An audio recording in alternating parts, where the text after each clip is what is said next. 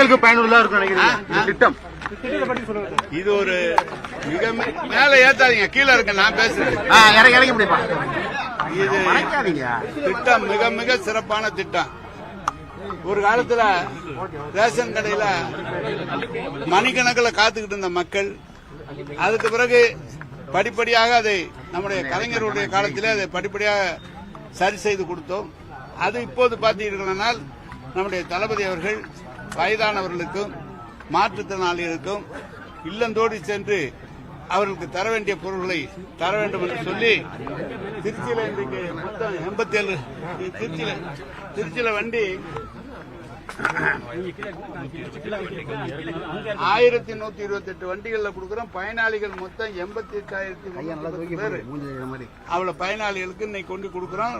இன்னைக்கு மட்டும் 80% பொருட்கள் வழங்கப்பட்டுவிடும். எல்லா இடத்துலயும் திட்டமிட்டபடி போயிட்டு இருக்குது. அதனால இது ஒரு சிறப்பான திட்டம். இவங்கெல்லாம் வயதானவங்க எல்லாம் போய் காத்திருக்க வேண்டியதில்லை, வீடு வழியா வந்துருச்சு. தேர்தல் நேரத்தில் சொன்னதை நம்முடைய மாண்பு முதலமைச்சர் அவர்கள் நிறைவேற்றி இருக்கிறார்கள். வேற ஏதாவது 12வது நாளா தொடர்ந்து போராட்டம் நடந்துட்டு இருக்குது. இதுவரைக்கும் துறை அமைச்சர் போகலன்னு உங்க எதிர்கட்சிகளே கூட்டணி கட்சிகளே குற்றம் சாப்பிட்டாங்க. துறை அமைச்சர் இல்லைங்க, துறை அமைச்சர் நானும் போனேன், 4 நாள் போயிருக்கேன், 4 நாளும் பேசியிருக்கோம். கிட்டத்தட்ட 300 பேர் திருப்பி வேலைக்கு வந்திருக்கிறாங்க. அவங்களோட தொடர்ந்து பேசிட்டு இருக்கோம். நீதிமன்றத்தில் வழக்கு இருக்கிற காரணத்தால் அந்த வழக்கை பிடிச்சிட்டு அவங்க வரேன்னு சொல்லியிருக்கிறாங்க. நேற்று கூட எல்லா இடத்துலையும் பேசிட்டு தான் வந்திருக்கோம். தலைவர் முதலமைச்சர் அதை சுமூகமா தீர்க்கறதுக்கு எல்லா ஏற்பாடும் செய்து வட மாநில தொழிலாளர்களை துப்புரவு பணியாளர் இறக்க போறதா அதெல்லாம் ஒண்ணும் இல்லைங்க, அதெல்லாம் ஒண்ணும் இல்லைங்க. நம்ம மாநில தொழிலாளர் எல்லாம் தொழிலாளர்லாம் நம்ம ஆள்கள். அவர்கள் கேட்கிறாங்க, கேட்கிற பிரச்சனை எது முடியுமோ அதை செய்து கொடுத்து குடிக்க சொல்லி முதலமைச்சர் சொல்லியிருக்காங்க. தேர்தல் வாக்குறுதி நிரந்தர பணி தரணும்னு சொல்லி ஸ்டாலின் சொல்லியிருந்தாங்க. இல்ல நிரந்தரப்படுத்துறதுக்கெல்லாம் அது முதலமைச்சர் பார்த்து முடிவெடுக்கும். நிரந்தரப்படுத்த இப்ப சொன்னார், நேற்று அதிமுக அமைச்சர் சொல்லியிருக்காரு 17,000 பேரை நாங்க நிரந்தரப்படுத்தியிருக்கோம் அப்படின்லாம் சொல்லியிருக்காரு. ஆனால் துப்புரவு பணியாளர் என்று போடப்பட்டு அவர்கள் எல்லாம் துப்புரவு பணிக்காக போகவில்லை.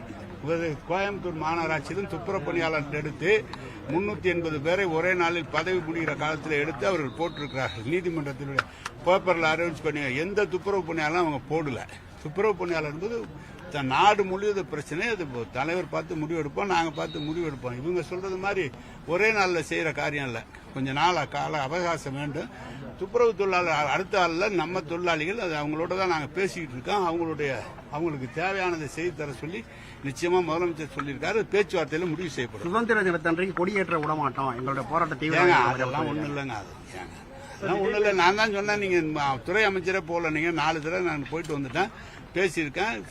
அமைச்சர் அறநிலைத்துறை அமைச்சரும் பேசியிருக்காரு, கமிஷனர் செக்ரட்டரி பேசிட்டு இருக்கோம், எல்லா இடத்துலயும் பேசியிருக்கோம். முதலமைச்சர் செயலாளர்லாம் அதுல கவனமா இருந்து பேசிட்டு தான் இருக்கான். அதெல்லாம் ஒன்னும் விட்டுருலாங்க.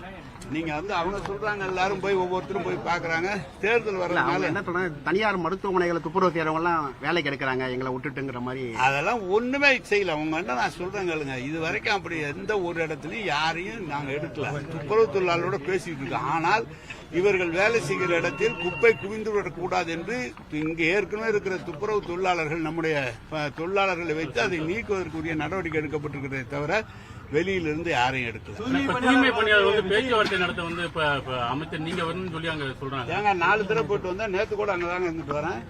நீங்க வேணா வாங்க, கேமராவோட வந்து திருப்பி அப்படிதான் தூய்மை பணியாளர் சொல்றாங்க. ஏன்னா அமைச்சர் ஏங்க நாங்க அந்த தலைவர் 4 பேர் இருக்காங்க, அவங்க கிட்ட தான் பேசினாங்க. நேரடியா ஸ்பாட்டுக்கு போல அவங்களதான் அழைச்சி வச்சு மாநகராட்சியிலேயே பேசினாங்க. அறநிலையத்துறை அமைச்சர் தான் என்கிட்ட பேசுறாங்கன்னு சொல்றாங்க.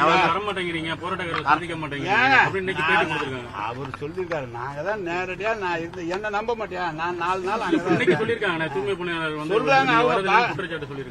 நான் அவங்கள பத்தி குற்றச்சாட்ட விரும்பல. நான் கலந்துகிட்டு இருக்கேன். முதலமைச்சர் எங்களுக்கு தீர்க்க சொல்லிருக்காரு, பேசிட்டு இருக்காங்க. வேற பேச்சு பேசுங்க. இல்ல, அவங்க அறநிலையத்துறையை பத்தி சொல்றாங்க சார், அந்த அமைச்சர் தான் வராருன்னு.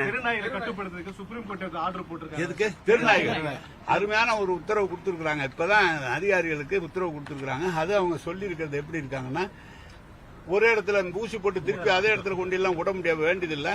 இதை போய் அந்த விலங்கியல் ஆதரவாளர்கள் வந்தா நடவடிக்கை எடுப்போம்னு சொல்லியிருக்காங்க. அதனால நாய்களுடைய தடுப்பூசி போட்டு அவங்களுடைய அறுவை சிகிச்சை செய்து நாய்களை ஒரு இடத்துல பாதுகாப்பா வைக்க வேண்டும் உத்தரவு சொல்லியிருக்கு. அந்த ஆர்டர் காப்பி வந்த உடனே மாநகராட்சியில் அதை செயல்படுத்தப்படும். தமிழ்நாடு முழுவதும் செயல்படுத்துவோம். இது பெரிய பிரச்சனைங்க. அது எங்களுக்கு இப்பதான் கொஞ்சம் வாய்ப்பு கிடைச்சிருக்கு. அதான் நாங்க ஆனா இப்ப தொடர்ந்து வந்து தேர்தல் நெருங்கி ஒரு நிலையில வந்து இப்ப ஏகப்பட்ட திட்டம் வந்து இப்பதான் வந்து அறிமுகப்படுத்தி எல்லாத்தையும் மக்களுக்கு வந்து செயல்படுத்தணும்னு சொல்லி எதிர்கட்சி குற்றம் சாட்டுறாங்க.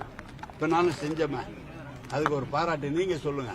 நீங்க ஏங்க 4 வருஷம் இல்லாம இப்ப செய்யறாங்க அப்படின்னு எப்படிங்க நிதி நிலைமை வந்து தேர்தல் நேரத்தில் 520 வாக்குறுதி கொடுத்திருந்தா தேர்தல் நிதி நிலைமைக்கு ஏற்பதான் ஒன்னா செயல்படுத்த முடியும். ஒரே நாள்ல எப்படி செயல்படுத்த முடியும்? எந்த அரசாங்கத்தில் செயல்படுத்த முடியும்? நம்ம எத்தனை சதவீதம் வாக்குறுதி நிறைவேற்றிருக்கோம் சார்? கிட்டத்தட்ட தலைவர் சொன்ன வாக்குறுதிகள் காட்டு சொல்லாத வாக்குறுதிகள் நிறைய நிறைவேற்றி இருக்கிறோம். அதெல்லாம் ஒண்ணும் இல்ல. அவங்க ஏதாவது சொல்லுவாங்க, எதிர்கட்சி தேர்தல் வந்ததுனால குறை சொல்றாங்க. நீங்க வந்து பாத்தீங்கன்னா மக்களுடன் ஸ்டாலின் இப்படி ஒரு வரவேற்பு பெறும் நாங்க நினைக்கல.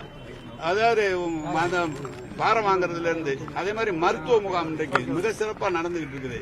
இப்ப ரேஷன் பொருட்களை கொண்டு விநியோகிக்கிற திட்டம் நடந்துகிட்டு இருக்கு. இன்னும் 8 மாசம் இருக்குது ஆட்சிக்கு. எல்லா திட்டங்களையும் சொல்ற நேரத்தில் செஞ்சா ஏன் அவ்வளவு லேட்டா செய்யறாங்களா? செய்யலன்னு சொன்னா அது எப்படி செய்யறோம்ல? இப்ப மீண்டும் வந்து தூய்மை பணியாளர்களை எத்தனை போய் சந்திக்கிறீங்க? எப்ப அந்த போராட்டம் முடிவுக்கு வரும்? இன்றைக்கு நாளைக்குள்ளாக நீதிமன்றத்தில் வழக்கு இருக்கு. அது முடிஞ்ச உடனே முடிஞ்சிடும். தூய்மை பணியாளர்களை விஜய் நேரில் சந்திச்சு ஆறுதல் கூறியிருக்காரு. பஞ்சப்பூர் பஸ் ஸ்டாண்ட்ல வந்து இப்ப லேட்டர் மழைக்கு அங்கங்க வந்து மழை நீர் தேங்கி இருந்துச்சு. எங்க பஞ்சப்பூர் பார்த்தா இப்ப எந்த இடத்துல தேங்கி இருக்கா கரெக்ட் பண்ணிடுறோம். அதுல என்ன அதெல்லாம் பாத்துருவான். அப்புறம் இந்த கிட்னி திட்டல 2 ஹாஸ்பிட்டல்